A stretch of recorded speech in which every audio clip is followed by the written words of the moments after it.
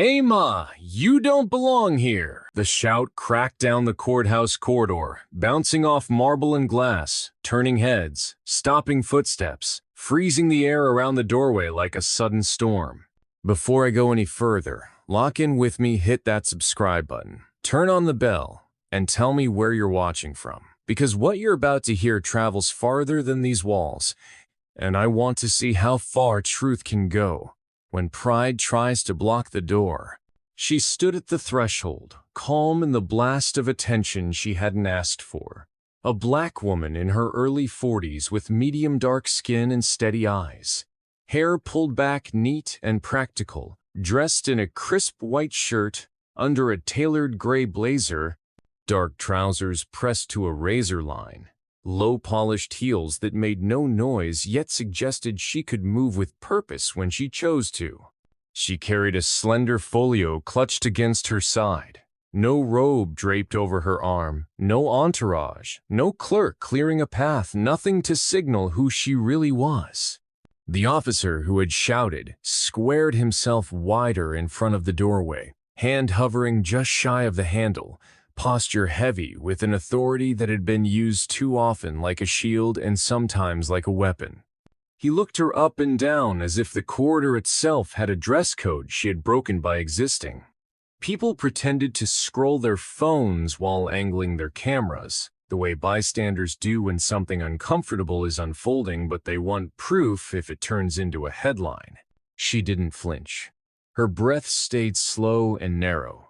Her gaze neither pleading nor angry, just level, focused, measuring the moment not for how it would bruise, but for how it would end. The metal detector hummed behind her. The clerk's rolling cart creaked somewhere down the hall.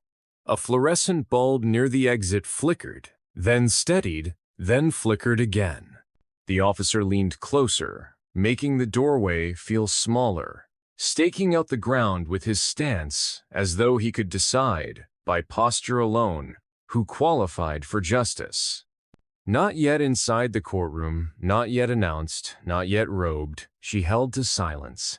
She had made peace years ago with the truth that silence can be a scalpel when anger wants to be a hammer. Her hand tightened on the folio, not from fear, but from the familiar ache of rehearsed restraint. She had spent a career learning the difference between reacting and ruling. The corridors smelled faintly of sanitizer and old paper. A bulletin board on the far wall still carried a flyer about a community legal clinic last month. A janitor pushed a mop slowly along the tiles, pausing when he recognized something in her posture that others missed. A weight that didn't bend. The officer scanned her badge as if it were a counterfeit and told her to wait off to the side. She stepped a half-pace back, not in surrender but to claim her own rectangle of air on the floor, a precise distance that kept her dignity intact. She had walked into buildings like this since her internship days, endured badges being scrutinized harder than faces, watched deference fall on people who spoke louder and wore less work. She had learned the choreography of corridors where someone always tests your right to be on your way. She had also learned that the final word doesn't live at the doorway. The final word lives at the bench. Behind the door, muffled voices rose and fell. The morning docket was crowded. Defense attorneys with coffee breath ribbed each other about continuances. Families whispered names like prayers. The posted schedule on the wall still showed another judge's name from yesterday, someone older and familiar, someone whose portrait already hung framed down the hall. No new placard had been slid into the slot yet. The courthouse had been short-staffed all week. People were guessing and half-joking that cases would drag even longer. She knew otherwise. She knew the email that had come late last night, the call that followed, the request to preside over an emergency docket because 2 colleagues were sick, and a third had a family emergency. She knew the robe that waited inside, pressed and ready, sent ahead by a clerk who trusted her without announcement. She had said yes to the call, yes to the wait, yes to the chance to be exactly where someone would say she didn't belong. Because belonging doesn't ask permission when duty has the keys. The officer kept her stalled with instructions delivered like verdicts. Produce another ID. Stand out of the way. Wait until someone can verify. He spoke as if verification were a favor and not a formality. People formed a semicircle of curiosity, half concerned, half entertained. The cameras on their phones didn't blink. She felt the familiar tightness gather in her chest. Not the tightness of fear, but of old stories pressing against today's edges, reminding her how many thresholds had looked like this, crowded with doubt, policed by gatekeepers who wore certainty like armor. She remembered studying at a plastic table in a one-bedroom apartment where the ceiling fan ticked like a metronome, a pile of casebooks making a cliff around a cup of instant coffee. She remembered the night her father told her that detours are how people try to sell you your own destination back to you. She remembered bar prep with a swollen ankle because she refused to miss a day. The first time she sat second chair and the lead counsel called her kiddo, and later asked her for the one argument that pierced the case. She remembered the first time she entered chambers as a clerk, fingers trembling over the file, aware of the portrait lines of men who had never had to fight their way just to hold a pen in rooms like these. The clerk from inside finally appeared, breathless, balancing a stack of files under one arm and a lanyard tangled in the other. Recognition lit his face when he saw her, that quick shift from puzzled to relieved that only happens when someone expected quietly finally arrives. The officer noticed the clerk noticing but doubled down anyway, because embarrassed people often press the bruise. The clerk addressed the air with urgency that stopped short of making a scene. He gestured her toward the side entrance that led behind the bench, a narrow door people seldom looked at because it did not announce itself. She moved, and the officer started to object, but the clerk's hands were already in motion, keys already in locks, policy already invoked with professional finality. The door yielded to a cool, dark hallway that smelled faintly of cedar polish and dustless paper. The noise of the corridor thinned to a hush. Her heels made their first true sound of the morning. The hallway opened into a small robing room with a simple wardrobe, a mirror, a coat rack, a shelf where someone had placed a garment bag. Inside, the robe lay like a shoreline of midnight. She slid out of the gray blazer, folded it carefully, hung it next to the garment bag. The white shirt under the fluorescent light looked brighter than it had in the corridor, brighter and somehow sharper. A line across the morning that separated the arguing from the adjudicating. She pulled on the robe, the fabric settling onto her shoulders with a weight she knew, not heavy, not light, but specific, the measured heft of a tool built for the hand that knew how to use it. She took one breath, deep but quiet, like a diver whose body knows the depth because it has been here before. The bailiff's knock was a polite metronome.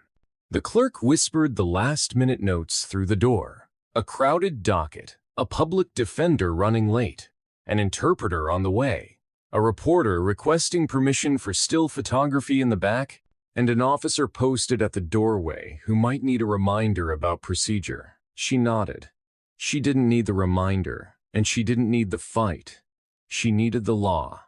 The courtroom on the other side had that sound all courtrooms have just before the judge enters, the sound of human noise pretending to be quiet. When she stepped through the side door, the room stood. Those who knew the choreography standing reflexively, those who didn't following a beat after when they realized what was happening. The robe drew a line through the space as cleanly as a river. Eyes widened. Jaws hovered open. The officer who had manned the threshold faltered like a runner misreading the finish line. He had expected to measure her by a doorway. The bench measured him by a standard. She reached the chair without theatrics, settled behind the wood scarred by years of hands and gavels, nodded to the flag, to the seal, to the clerk. The bailiff's voice carried the ritual across the room. The ritual did what rituals do. It swept personality to the edges and set the structure in the center. The morning cases began. A trembling teenager with a shoplifting charge. A father with a missed child support payment who had been laid off 2 weeks ago. A woman with tired eyes and a traffic summons that would swallow half her paycheck. The courtroom learned quickly that the robe did not come with thunderbolts or indulgences. It came with listening, with precise questions that separated fog from fact, with orders carefully shaped to preserve dignity, without surrendering accountability. She adjusted fines where the law permitted, set payment plans where the code allowed, insisted on treatment when it would do more than punishment ever had. She kept the room moving, neither harsh nor soft, just exact. The officer remained at the back wall, the doorway no longer his stage. He shifted from foot to foot. The cameras caught little of him now. They panned to faces of relief and regret and resolve. When the time came to address his conduct, she didn't call him out by anger or by name. She addressed the room by function. She described, for the record, the duty of officers to facilitate access, not decide worthiness. The responsibility of staff to verify without humiliating. The plain truth that professionalism is measured not by volume but by procedure. She cited the policy that governed access to courtrooms, the code that governed contempt, the path available for complaints, and the safeguards built to ensure they were no one's personal weapon. She instructed the clerk to note the incident for administrative review, invited any witness statements in writing, and directed the bailiff to ensure the doorway remained clear for all scheduled participants and observers. She did it all in language sharp enough to cut without leaving blood on the carpet. The room understood. The officer understood most of all. The docket moved, but the morning bent. A young man's case, one that would have slipped through a rushed day, opened under her questions like a locked drawer, finally given the right key. The arresting narrative had holes that looked small until she ran her pen along their edges, and the fabric gave way. A discrepancy in timing, a chain of custody gap, an assumption presented as observation. She didn't thunder. She documented. She didn't erupt. She reversed the gravity in the room with simple, careful weight. The case evaporated under scrutiny, and the young man left with his shoulders shaking, a mix of laughter and tears he couldn't sort. She watched him go. Not proud. Exactly, pride is a poor instrument here, but settled, the way a builder feels when the foundation tests true under the first storm. By midday, the room had changed temperature. People breathed easier in their seats, even when the news they got wasn't easy. Because the process felt clean. The intercom crackled once, twice, then carried a message from administration that the officer at the door was being reassigned pending review. The words delivered in the neutral tone bureaucracies use when they're doing the right thing and trying not to act like it's rare. The doorway became simply a doorway again. Near the end of the docket, a civil matter brought in two neighbors whose fence had become a mountain. She navigated them to a hill small enough to climb. Papers slid across the bench like chess pieces. She nudged them into agreement not by authority, but by pointing them toward a future less exhausting than a feud. They left looking 10 years younger. The cameras had stopped trying to find a scandal. They tried to find a pattern instead, and the pattern was boring, which is to say, healthy. Justice is not fireworks. It is a lamp you keep lit even when the street is loud. Only after the last case did the room remember the morning. As the gallery thinned and the court reporter stretched her fingers, a woman with a stroller lingered by the aisle, waiting until the rush subsided. She didn't approach the bench, not aloud, but she caught the clerk's eye, sent a word of thanks down the chain that arrived with the quiet weight of the real thing. He passed it on in a sentence stripped of drama. She received it with the same simplicity. The robe had its own gravity, but it didn't stop her from remembering the threshold, the shout, the eyes. She could feel the bruise of the moment without letting it bruise her day. She signed the final orders, initialed the last page, and stood. The bailiff called the room to rise out of habit. She gave the smallest nod, the kind that says the ritual matters because people matter. Back in the robing room, she slipped from the robe to the gray blazer, the white shirt catching the afternoon sun through the sliver of window near the ceiling. She hung the robe exactly as she had found it. Her folio felt lighter now, not because it contained less, but because it had done what it was meant to do. In the hallway, staff moved differently around her, not with jitters, but with the comfortable rhythm of a team that had done its job. The clerk apologized for the missing placard with a grimace that implied a trip to the print shop on his way home. She waved it off, not dismissing it but filing it correctly under human error rather than disrespect. At the side exit, she paused, listening to the building breathe. Courthouses breathe every intake a story coming in, every exhale a story leaving changed or not. The morning had begun with a doorway used like a gate. It ended with a door used properly, on hinges that didn't even squeak when it swung. She took the public corridor on purpose, not to prove anything, to be seen by those who had seen her already, and to be seen by those who had chosen not to.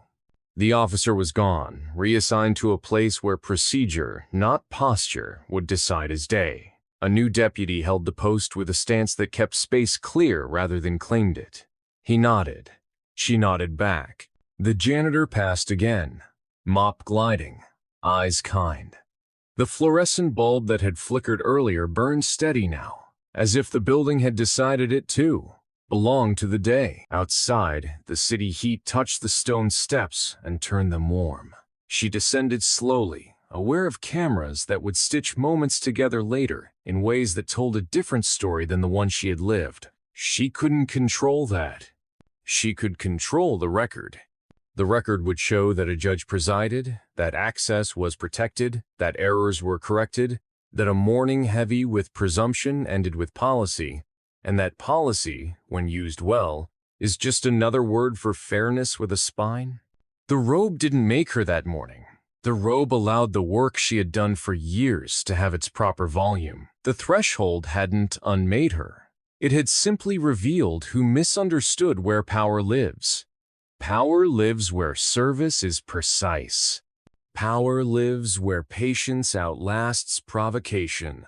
Power lives where the door is open because the law says it is. And now, if this story settled in your chest the way it did in that room, if it reminded you that dignity doesn't beg and justice doesn't blush, make sure you subscribe right now, turn on the bell, and tell us where you're watching from. Come back for the next story, because we will keep walking these corridors together, past the voices that say you don't belong, straight to the rooms where the work gets done.